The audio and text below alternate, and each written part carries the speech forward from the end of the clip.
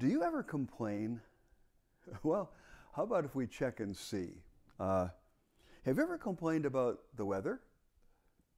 Or how about the price of gasoline? Have you ever complained about the food or maybe the service at a restaurant? Did you ever complain about school? Or maybe about a particular teacher or about your job or your boss? How about, did you ever complain about a referee in a sporting event? Or maybe about money? Have you ever complained about the government? Or a particular politician or party? Have you ever complained about a pastor? Oh, maybe we better not go there, huh? Have you ever complained about your father or your mother? Have you ever complained about your children? Of course, you've never complained about your husband or your wife, right? Well, how'd you do in my little quiz? Am I speaking to complainers? I'm speaking as a complainer, I'll guarantee that. You know, most of the time when we complain, we're complaining to someone.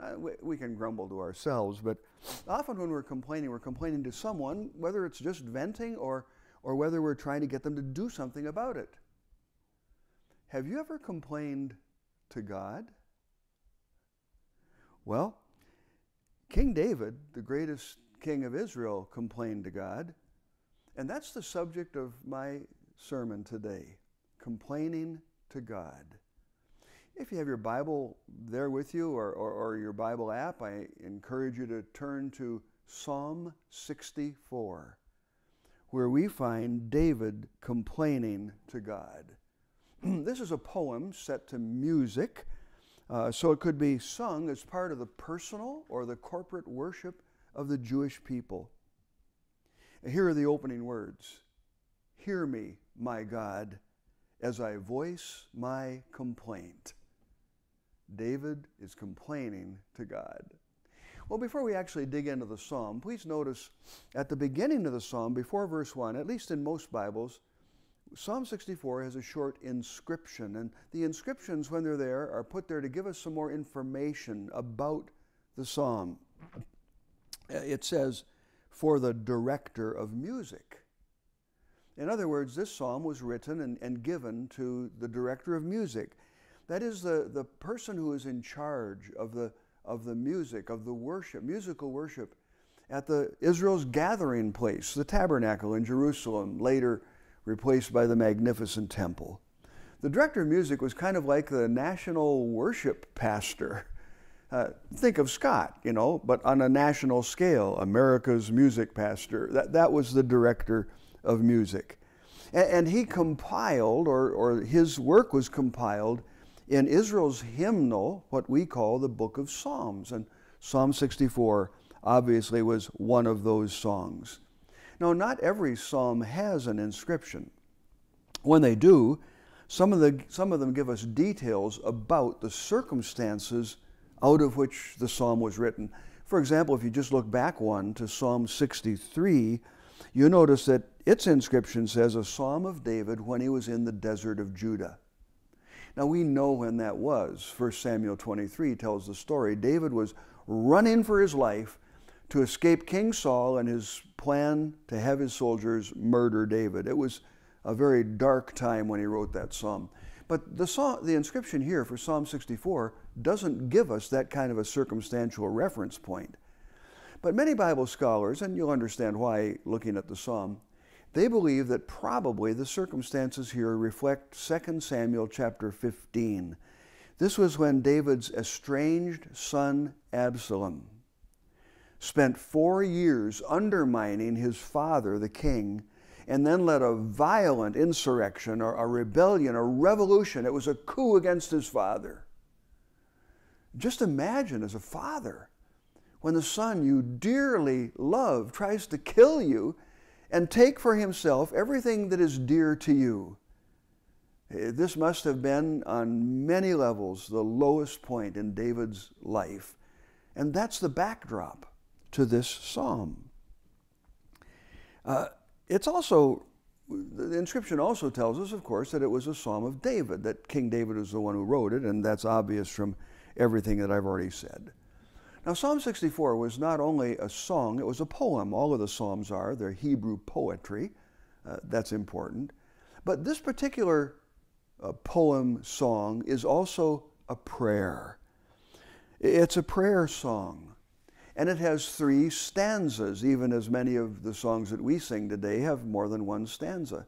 And if you look at Psalm 64, the opening 2 verses are stanza 1, and they talk about David's earnest requests. The second stanza in verses 3 to 6 focus on David's wicked enemies. And then the last stanza in the final 4 verses are about David's confident hope.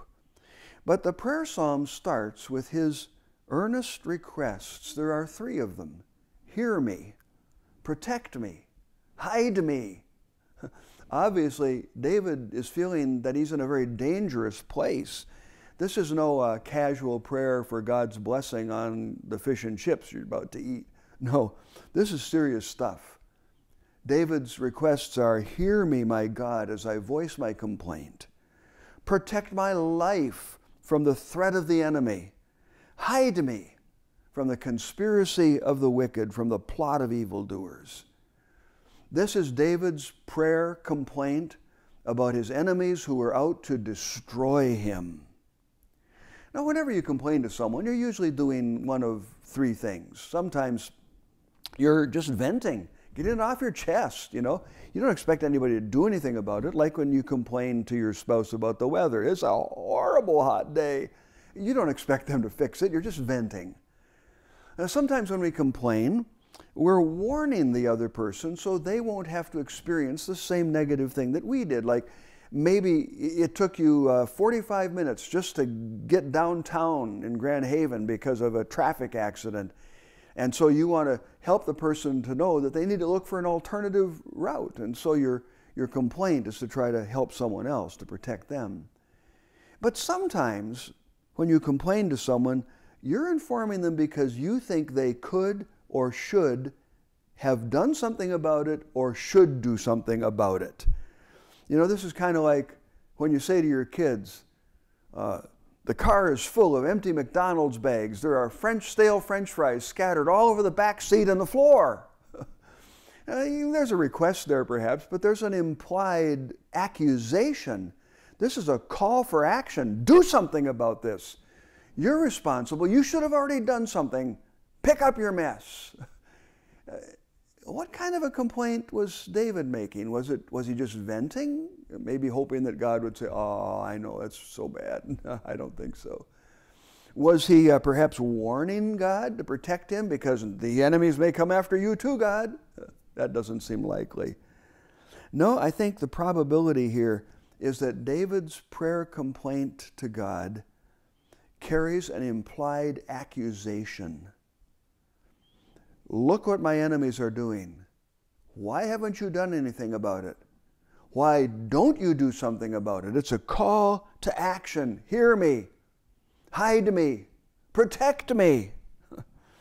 God, please do something about what's happening in my life.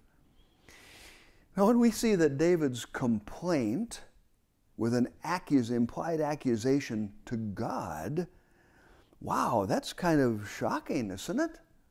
I mean, to complain to the God of the universe, to imply that he hasn't done something he should have or he must, seems like it's a little bit like taking a king cobra snake or a black mamba and holding him right up your nose and then licking his nose. I mean, you're asking for it. Complaining to God feels a little bit like, you stick your hand into the open mouth of a hungry crocodile and yank on his tongue. I mean, it's like inviting trouble, right, to complain to God? And I'd like to suggest that in doing so, David wasn't being irreverent or disrespectful, nor had he lost his faith. He prayed, hear me, my God, my God.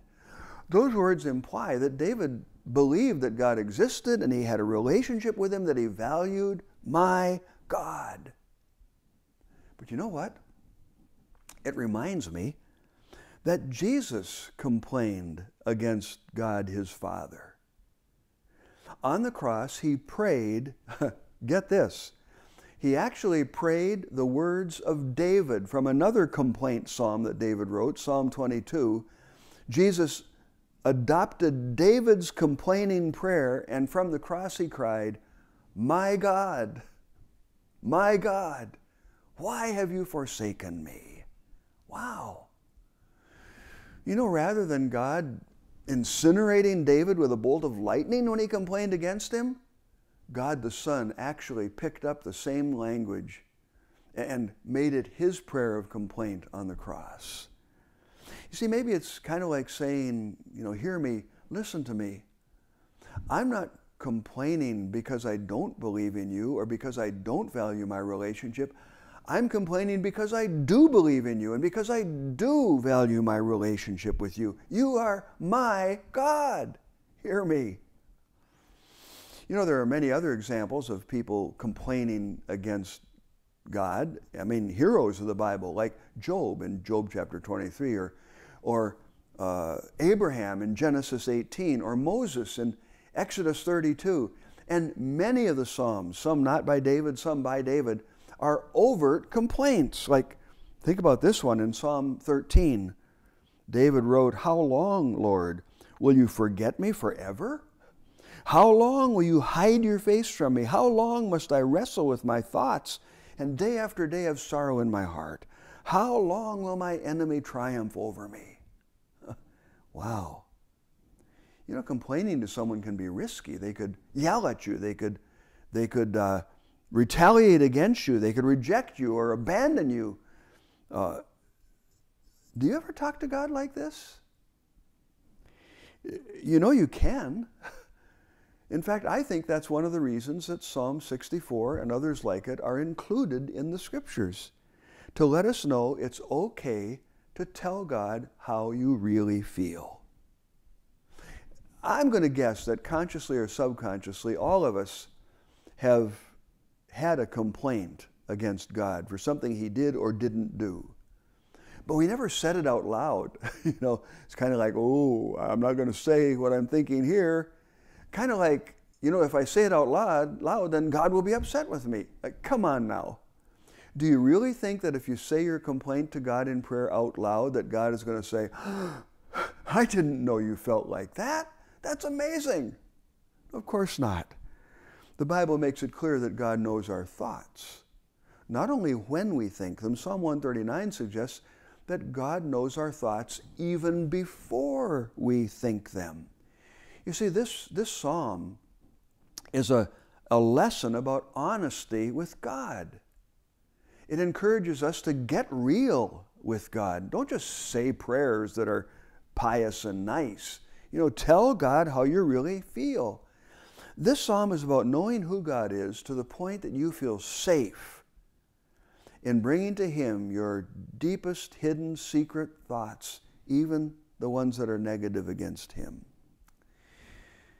Gloria and I were at a wedding just a couple weekends ago, and the pastor did something in the service that I really liked.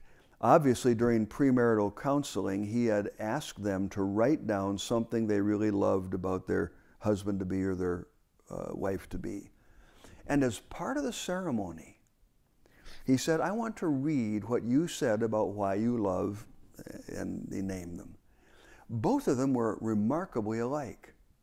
Both of them had written something like this: I really appreciate being able to tell my husband, my wife-to-be, I really appreciate that I can say anything to them. I can tell them anything. And they receive it, and they welcome it, and they don't blame me or condemn me for it. I thought, wow, that's the sign of a healthy relationship. That's the sign of a strong relationship. And so when David voices his complaint against God, it's not irreverent or, you know, he's deconstructing his faith. It's a sign of the health of his relationship with God. He knows who God is, and he can say anything to him. By the way, Jesus told a shocking story, one of his parables. It's in Luke chapter 18. Then Jesus told his disciples a parable to show them that they should always pray and never give up. He said, in a certain town there was a judge who neither feared God nor cared what people thought. Nice judge, huh? And there was a widow in that town who kept coming to him with the plea, "Grant me justice against my adversary." For some time he refused. But finally he said to himself, "Even though I don't fear God or care what people think, yet because this widow keeps bothering me, I will see that she gets justice so that she won't eventually come and attack me." And the Lord said, "Listen to what the unjust says. And will not God bring about justice for his chosen ones who cry to him day and night? Will he keep putting them off?" Wow. I don't know any way you can understand that story other than that Jesus is saying that we should pester God obnoxiously in our prayers. As someone might to a corrupt judge who doesn't care about right and wrong, but he'll give you what you're asking for just to get rid of you. Of course, God is not like that.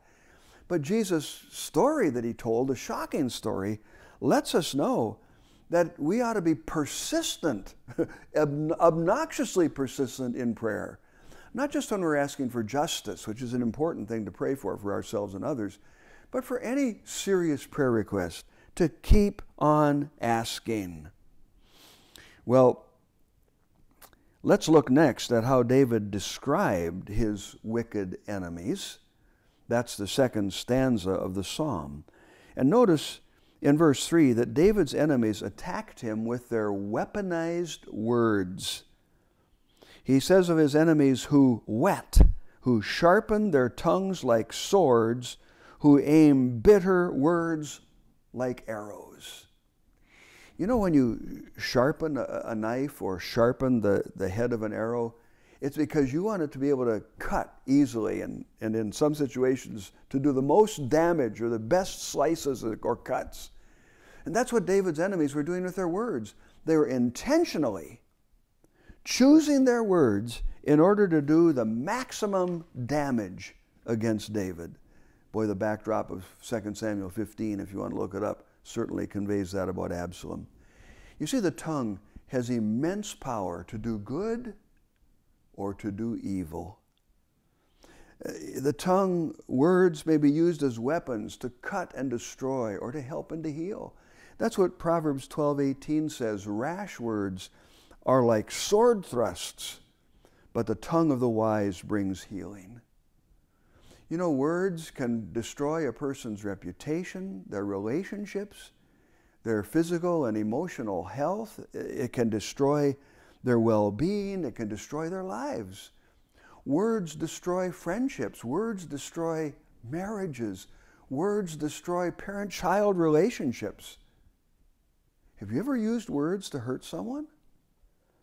Maybe someone you dislike or hate? Or maybe you even used your words to hurt someone you love. Out of your pain or your anger, you use your words like a knife to cut them, to hurt them. Maybe a friend or your child when you're really upset with them, or your parent.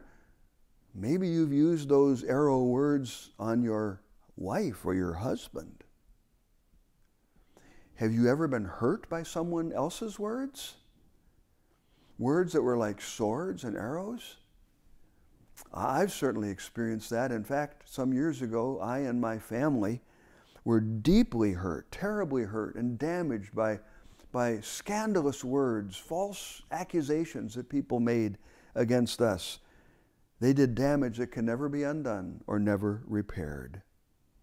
Well, if we had time, we could go through this second stanza of Psalm 64 line by line, word by word, to see David's graphic description of his enemies' attacks. But rather than do that, kind of feel his pain and his passion as I read David's description of his terrible enemies. They sharpen their tongues like swords and aim cruel words like deadly arrows. They shoot from ambush at the innocent. They shoot suddenly without fear. They encourage each other in evil plans. They talk about hiding their snares. They say, "Who will see it?" They plot injustice, and they say, "We have devised a perfect plan." And here's the conclusion David makes: "Surely the human mind and heart are cunning." Wow. David acknowledges, because of his experience, that although humans made in the image of God are capable of doing beautiful, wonderful things, we see that every day, don't we? But also he acknowledges that because of sin and selfishness, people do horrible things, hurtful things that damage and destroy. We see that every day too, don't we? David concludes the human mind and heart are cunning. But thankfully, in the last stanza of David's Song of Complaint, verses 7 to 9, he turns a corner and concludes this complaint with statements of faith and hope. His confident hope focused first on what God will do, and then in reaction to what God does, what people will do and the righteous will do. Of course, the most important thing is what God will do. David wrote, "But God," I like those words, "but God will shoot them with his arrows. They will suddenly be struck down. He will turn their own tongues against them and bring them to ruin. All who see them will shake their heads in scorn." David was absolutely confident that God was going to act, and that when he did, the wicked would experience what they had done to others. It's the boomerang effect. What I throw out against others comes back against me. And if you look carefully at the psalm, you'll see how David repeats 5 words. He uses those 5 words first for the horrible things the wicked are doing, and then he uses the same 5 words to describe their judgment from God when they get back what they did to others. In verse 3, the wicked sharpen their tongues. In verse 7, God will turn their tongues against them. In verse 3, the wicked's words are arrows. And in verse 7, God will shoot them with his arrows. In verse 4, the wicked shoot at David. In verse 7, God will shoot the wicked. In verse 4, the wicked attack suddenly. In verse 7, God will suddenly strike them down. In verse 4, the wicked are without fear. In verse 9, all people will fear. You know, this is kind of the truth of Proverbs 26:27. Whoever digs a pit will fall into it. If someone rolls a stone, it will roll back on him. Some people might call that karma. The Bible calls it the law of the harvest. It's reaping what you sow. Galatians 6:7, don't be deceived.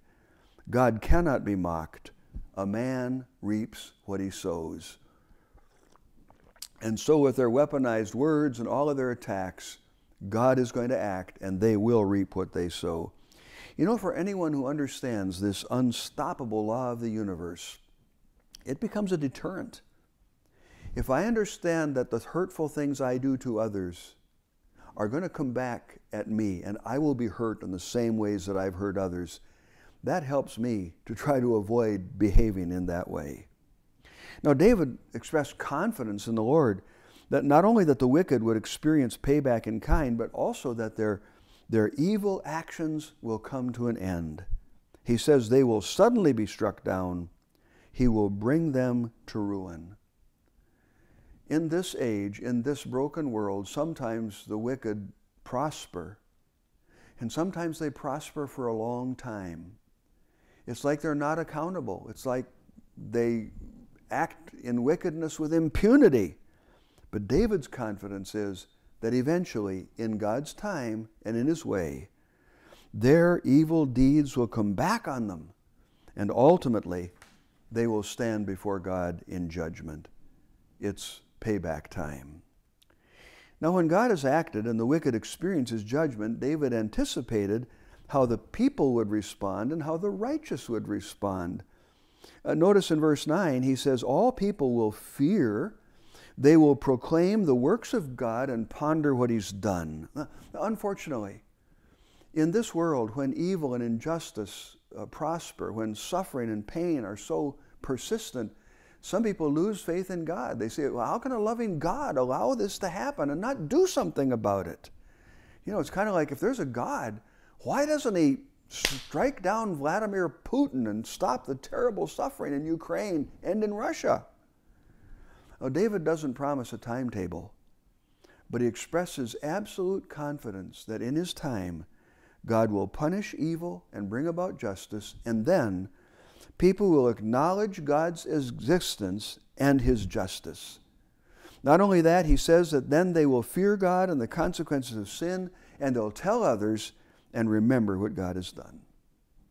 Now, in the final verse, verse 10, David expresses confident hope concerning what the righteous will do when they see how God acts. He says, the righteous will rejoice in the Lord and take refuge in him. All the upright in heart will glory in him, in God. In his time, God will respond to the persistent prayers of his people over the centuries. And then his people will be completely filled with joy from their relationship with the God who has judged evil and rewarded good, the God who is loving and just and kind and righteous. And they will live in total peace and safety then, and they will share in the unspeakable glory of God forever. Though he doesn't state it, the Scripture again and again tells us that Jesus is coming back, and when he does, he will gather all of the living and the resurrected dead, and they will stand before him in judgment. If they have not experienced payback here, the wicked will be paid back then. All evil will be punished with justice and compassion, and all good will be rewarded. And then God will set up his kingdom, the kingdom of Jesus on earth, a place of perfect peace and prosperity, no more tears, no more suffering, no more poverty, no more war. That's David's confidence. Well, having come to the end of the psalm, I think it would be really good for us to take just a few minutes to look at some takeaways. What should I do about this prayer, this song of complaint? What are the takeaways? Well, first, let me suggest that you make it your priority, a habit, to read the Psalms regularly and carefully. Boy, in the last years of my life, that's become so much of a reality. You can't see it. And in this particular Bible, my currently falling apart Bible, if you look at the edge, you can see there are two areas that are especially worn, the New Testament and the Psalms. Because I have found so much in these Psalms that helps me, and so I've made it a priority to read from the Psalms every day. Secondly, another takeaway, remember that they're poems. That's important. God chose to give us this book of poems. That means that they're filled with emotion, with idealism, with figures of speech, and with attention-getting hyperbole, that's exaggeration. These are poems. Poem's description of a tree is very different than a botanical textbook about describing a tree. And when you interpret the Psalms, remember what they are. They're poems. Another takeaway is appreciate the honesty of the Psalms. The authors hold nothing back, sometimes pouring out negative and sometimes disturbing emotions and even accusations and complaints against God. Remember their lessons in being honest and transparent with God. Appreciate that. Another takeaway is that the book of Psalms, I like to say, is where every human emotion finds a voice. You'll find them all here in the book of Psalms. Anger, grief, discouragement, depression, joy, praise. I mean, they're all there. So identify with those emotions as you read the Psalms. When you read the Psalm of complaint, under attack, identify with it, feel it, and let the Psalms give you words to express what you are feeling, whether it's anger or frustration or grief or despair or hope or joy. Here's another takeaway. Own the Psalms. Make them your own. Use the words of the Psalms as your own prayers. Way back when I was here for a while at First Reformed part-time, and Pastor John graciously asked me to be part of the series, the summer series on the Psalms. And as we went through that series, what I saw over and over again was how often the psalmist began his psalm, either the opening line or the opening verse, with the words, "Have mercy on me." And I've just made that my prayer. All of my morning and evening quiet prayers with God, they all begin with those words, "Have mercy on me." It kind of helps me to understand who I am and who God is. I've made the prayer of the Psalms my own prayer. And you will again and again find wonderful prayers in the Psalms that you can make your very own. And these are songs. You can turn them into songs as well. You can sing them if you're creative and a little musical, but if you're by yourself, it doesn't matter how musical it is. Try to make a song out of the psalm. And of course, many of them have already been made into songs.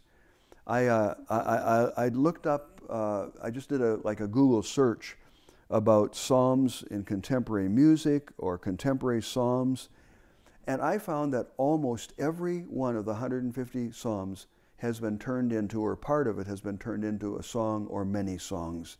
What a wonderful way to use the psalms. Quickly, another takeaway. When you're under attack, when you're having painful circumstances, remember what to do. Tell God. Pray. When you're under attack, pray. Take it to God. Don't stop. Don't give up. Keep on praying till God answers. Here's another takeaway, an important one. Learn to live with delay. You know, in the age in which we live, God is often allowing sin to run its course. And the Psalms remind us that when God delays, it doesn't mean that He doesn't know and isn't going to act. He's just not acting now. I need to trust Him. I love Psalm 73. It's my favorite. The first half, the author is just consumed with the prosperity of the wicked. He's losing his faith. And then the turning point in the middle is when he says, and then I went into the sanctuary of God, and I understood their final destiny. God has put them in slippery places, and they're going to suddenly be destroyed. So take the long view. Learn to live with delay. And one more takeaway. As so many of the Psalms remind us, it's important to embrace the confident hope that in His time, God is going to act. Embrace that confident hope. So many of the Psalms that begin with agony end with confident hope. Not all of them, because life doesn't always end with feeling hope. But over and over again, they end with that confident hope that God is going to judge evil, He's going to reward good, and in His time, He's going to make everything new. What a wonderful, confident hope. I hope it's yours. Oh, Father, have mercy on me. Teach me to love this book, to make it my own. Thank You for teaching us so many wonderful things here and giving us the confident hope that in Your time, You will make all things new, all things good. We ask in the powerful name of Jesus. Amen.